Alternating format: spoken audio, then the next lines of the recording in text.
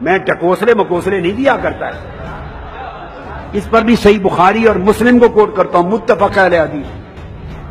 میرے آقا ممبر پہ کھڑے ہیں صلی اللہ علیہ وآلہ وسلم، اور آپ نے فرمایا صحابہ کرام کا مجمع ہے اور اہل مدینہ اعراب بدو سب جمع ہیں، فرمایا سلونی اما شئتم.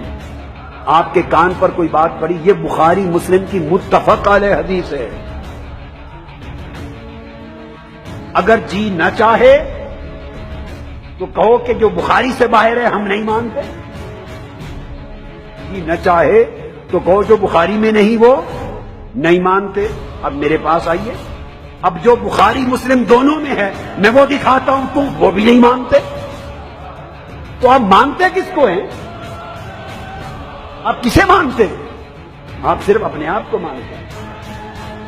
اگر آپ صرف بخاری مسلم کو مانتے ہیں تو میں بخاری مسلم بتاتا ہوں.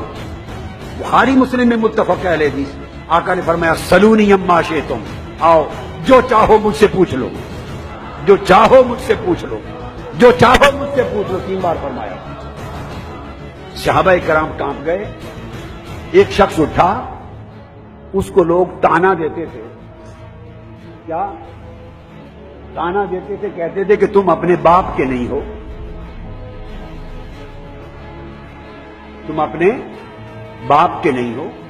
اس نے کہا جو آقا علیہ السلام فرما رہے ہیں، یا پیغمبر اسلام جو شخص بھی تھا وہ پیغمبر اسلام فرما رہے ہیں پوچھ لو جو پوچھنا ہے، تو میں اپنا مسئلہ حل کرا لوں کہ میں صحیح ہوں، نسب ہوں یا نہیں، واقعتاً اپنے باپ کا ہوں، یہ میری ماں نے کسی اور سے لیا، تو میں نے تو ماں کی بات کو ہی مانا ہوا ہے نا.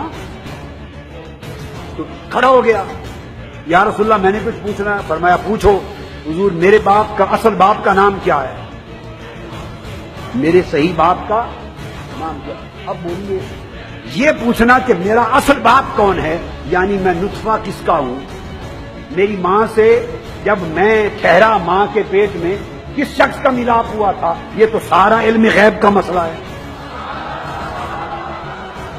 یہ رات کے اندھیرے کی بات کون جانتا ہے کہ تیری ماں کس سے ملی، کس نے تیری ماں سے ملاپ کیا؟ تو یہ تو اللہ جانتا ہے.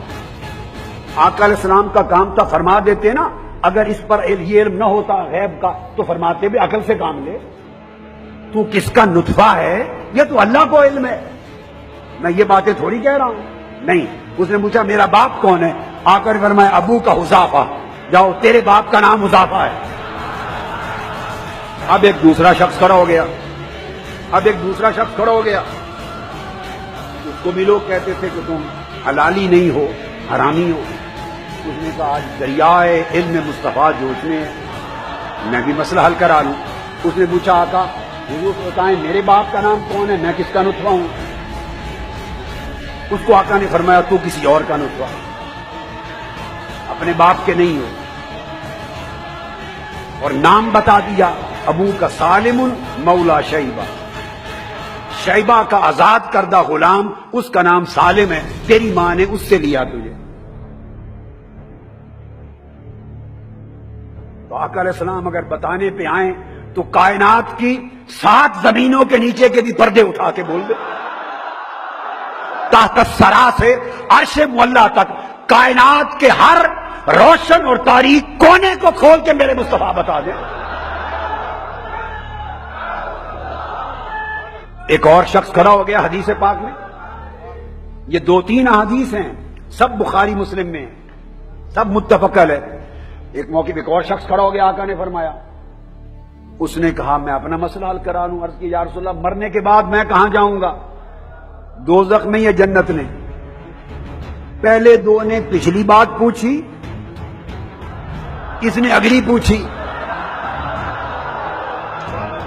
اس سے ایک بات طے ہو گئی، ایک بات طے ہوئی کہ اہل مدینہ میں صحابہ کرام تو صحابہ تھے، ارے عام شخص جو مجلس مصطفیٰ میں آتے اور چہرے مصطفیٰ تکتے تھے، سب کا اس عقیدہ پر اجماع تھا کہ مصطفیٰ سب کچھ جانتے ہیں.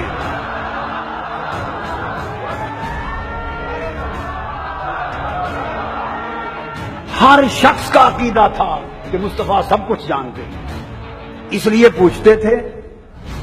پچھلی بات بھی پوچھی، اگلی بھی بات بھی پوچھی. اس نے پوچھا میرا ٹھکانہ، آقا نے فرمایا جا تیرا ٹھکانہ جہنم ہوگا، مدخل جہنم ہوگا۔ اب وہ کب مرے گا، ایمان پر رہے گا نہیں رہے گا، کیا عمل کرے گا کیا نہیں کرے گا، جنت میں جانے کے قابل بنے گا مرتے دم یا دوزخ کے جانے کے قابل، آقا نے وہ بھی فرما دی۔ اب یہ حدیث میں نے آپ کو بتا دی علم مصطفیٰ پر، بخاری مسلم، اس کو مانتے ہیں؟ جب بخاری مسلم پہ آ گئے تو آپ اس کو بھی نہیں مانتے،